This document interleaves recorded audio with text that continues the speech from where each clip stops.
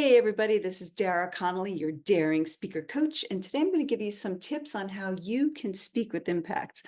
Let's do it. Okay, I want to take you back to when I was first 16 years old. My very first job, I got a job at big stores, Kmart, and I remember as a cashier, and I was brand new. And one day my brother came in. I was working in the sporting good department, and I was ringing up clients, and my brother came in to buy some fishing lures. And I'll never forget that he said to me, Dara, you got to make eye contact when you say thank you to your customers. And I was like, oh, okay, I know.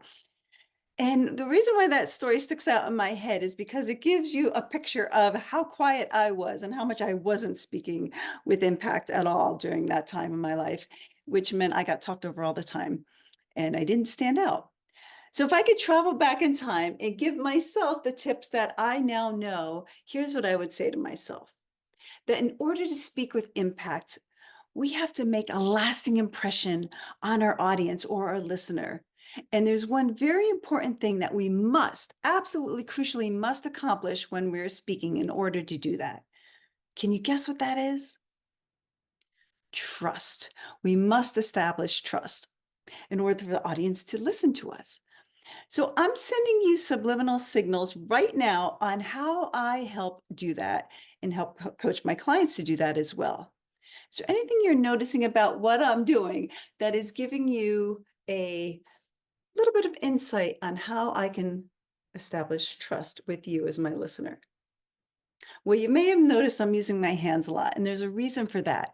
Because when we see open palm gestures, not closed fist, not hiding behind our back or hands in the pockets or crossed arms, but open palm gestures, it's a very open and trusting gesture that the audience wants to feel invited to connect with us. But see, let's take it a step further. Why do I need to even connect with my audience? Well, because there's one of three things that's happening as you're listening to me.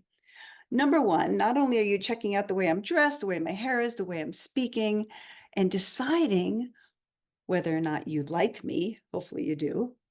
So you can either like the person who's speaking, or maybe you disagree with what I'm saying or how I'm saying it, so you don't like me.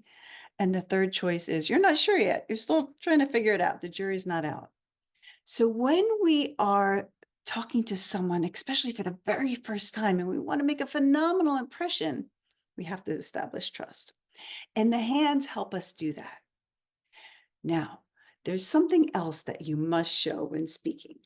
And I'm thinking beyond a smile and eye contact, but this is the navel area.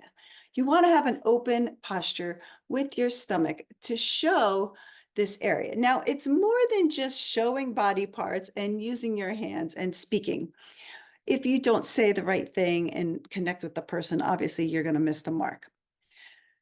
So as we do this, as we start to incorporate a little bit more of our body movements, how do you take this to the stage when you're standing backstage? It's about to be your turn to come on, and you are frantically nervous to come out. So let's imagine that. Here we are backstage. They're calling my name, they're introducing me. Nerves are at an all-time high. Now, even for my most experienced speakers, this is a reality. This is true. Most of us get nervous speaking. It's okay. But here's what I want you to do. Before you step out, I want you to take a moment to visualize the success you want to have. Visualize what mannerisms you'll do on stage, how you're going to interact with the audience, what you're going to do while you're out there. The other thing, while you're standing on the side of the stage before you go out, is to have positive thoughts. Don't think doomsday. Oh, I didn't practice enough. I really don't know. There's too many people out there. Oh, no. Positive thoughts. Some people use this as time for listening to music before they speak, or maybe they say a prayer. Or maybe for you, it's opening a photo and looking at a loving picture of your pet or your family. Something that makes you feel good. When you have a positive feeling, before you start speaking, your energy, your charisma, your personality comes out. And that's what we want to bring.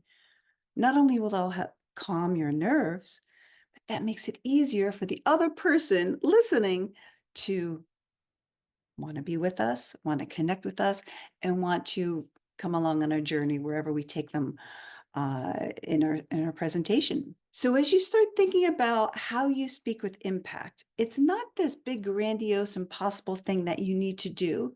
It's little tweaks, little tiny things. And these are just some of the tips. I have many tips of how I am training my clients to become professional speakers, how I'm training entrepreneurs to speak with impact on sales calls so they're more influential and close more sales.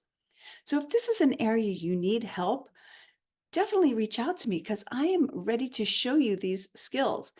And if you're not sure if you're a good fit for me, we could just have a conversation. And here's what typically happens, okay? A lot of my clients come to me after they worked with other coaches, other speaker coaches, and they weren't finding results. They were not finding opportunities to speak on stages, to be a paid speaker, and they're frustrated. So when you're ready to really take that leap into that bigger platform and really make an impact and speak with impact, then you reach out to me. I'm here for you and I can't wait to tell you more about it. It's just the ball's in your court. You got to take the first step. I dare you.